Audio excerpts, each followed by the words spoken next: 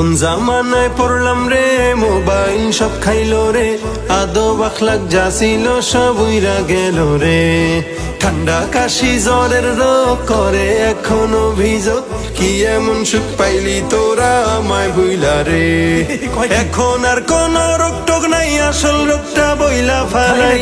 এখন আর কোন রোগ টোক নাই, আসল রোগটা বইলা ফালাই। নতুন রোগে আক্রান্ত আজ হইছে সকলে, নতুন রোগে আক্রান্ত আজ হইছে সকলে।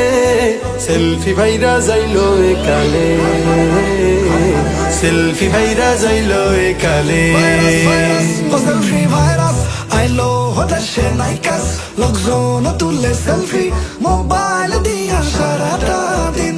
নারে নারে নারে নারে নারে নারে নারে।